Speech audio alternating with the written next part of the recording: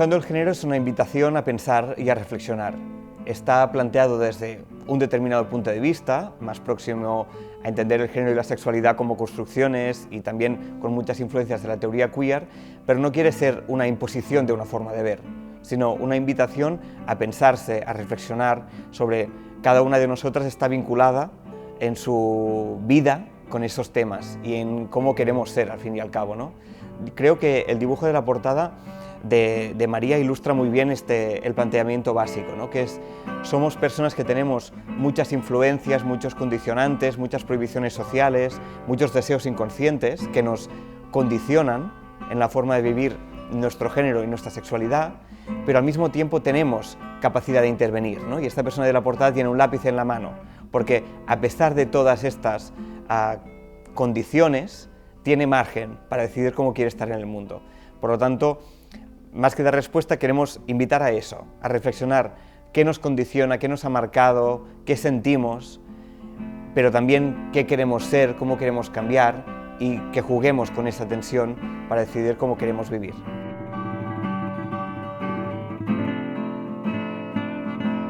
Podríamos pensar que el género normativo tiene como tres dimensiones en nosotros, ¿no? Por un lado, a nivel de sexo, la población es dividida entre machos y hembras. A nivel de género se presupone que de tener un cuerpo de macho tenemos que sentirnos y comportarnos como hombres, y si tenemos un cuerpo de hembra tenemos que sentirnos y comportarnos como mujeres. Y finalmente, la orientación sexual como tercera dimensión lo que hace es cerrar el círculo haciendo que se complementen los principios masculino y femenino, ¿no? Y por lo tanto ya se acaba de cerrar el tema del género estableciendo la heterosexualidad como la norma.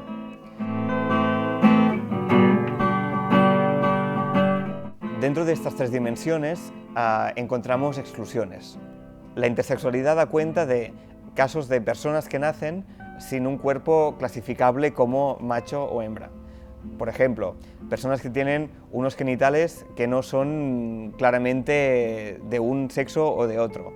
O por ejemplo, personas que tienen un cuerpo aparentemente de hembra, pero no tienen los órganos internos que se supone que le corresponden.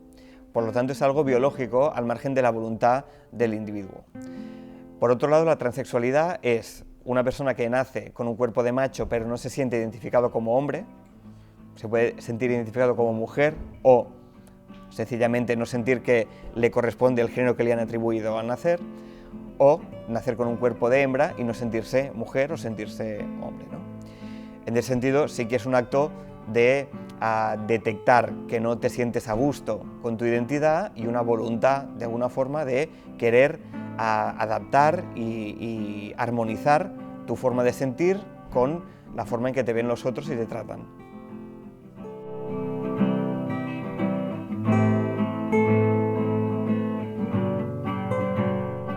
El tema de las etiquetas gay, lesbiana, es complejo porque de alguna forma es ambivalente. Por un lado, las etiquetas nos dan vida, nos dan un lugar en el mundo, ¿no? Cuando muchas de nosotras, ¿no? Cuando hemos aprendido que algo no funcionaba en la forma que nos veían los demás y cómo queríamos sentirnos, descubrir una etiqueta que diera sentido a nuestra experiencia, que nos diera un lugar en el mundo, ha sido muy provechoso y también, de hecho, no solo para nuestro bienestar emocional, digamos, sino como herramientas de lucha política.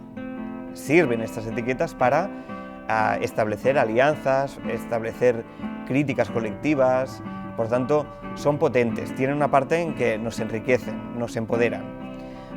Pero por otro lado es verdad que si no tenemos cuidado puede ser que también nos empobrezcan o nos debiliten.